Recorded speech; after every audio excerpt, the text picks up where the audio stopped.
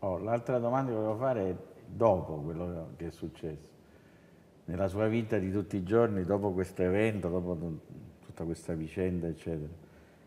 E lei poi ha ripensato tanto a questa vicenda, ovviamente, no? Immagino.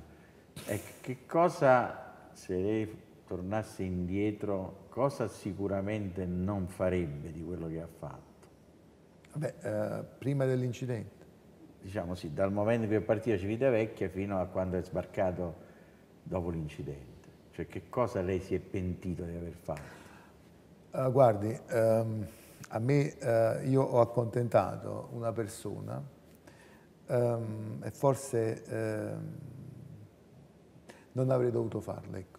Di non aver proseguito la rotta usuale. Per motivare il personale a fare meglio e per far sentire un po' importanti a tutti, questa era anche una politica, diciamo, in generale, no? Di premiare ogni singola persona dell'equipaggio, di cercare di essere disponibile con gli altri.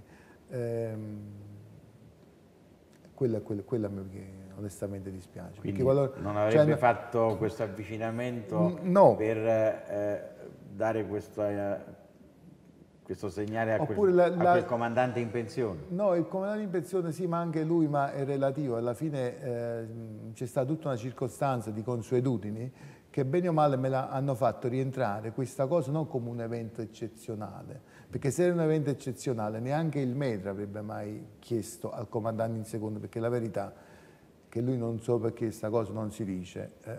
Già la settimana prima il comandante in seconda mi venne a dirmi che il METRE desiderava di far questo, perché lui non mi ha avvicinato direttamente a me, non si era avvicinato. Me l'ha detto il comandante in seconda e me l'ha ricordato più volte. Tanto è vero che io ero quasi per dirgli, vabbè, ma fatelo tu, vacci tu ad omaggiare il METRE che sta sul ponte di comando, perché sembrava brutto per dire all'ufficiale passaci tu, ci sta il METRE lì, ma per presenziare e per dire sì, io stai sbarcando, hai fatto un bel lavoro, grazie, arrivederci. Cioè, questa è stata di quello che a me dispiace. Un'altra cosa che non farei, anzi che farei, dopo, prima della telefonata, nel corso, cioè quando ero lì sul ponte di comando, ho chiesto di mettere, di impostare un CPA, qui la distanza minima da terra 0,5, avrei ricordato di nuovo questo dato all'ufficiale e nel momento in cui lui mi passava la guardia, no? E diceva stiamo andando per 2,90, mi fa capire che lui vuole essere sollevato dal comando, gli avrei chiesto sicuramente hai mantenuto impostato quella distanza minima, dove siamo?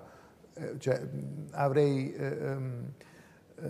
sicuramente chiesto maggiori informazioni, non dare per scontato che l'ufficiale avrebbe fatto in modo che la nave o che esprimesse arbitrariamente, autonomamente, eventuali dubbi o perplessità sulla situazione che si stava verificando. Quindi in questo forse cioè, sicuramente avrebbe evitato il tutto. Bastava un minuto prima che si dicesse guarda, siamo fuori rotta e quindi tutto avrebbe preso una piega diversa.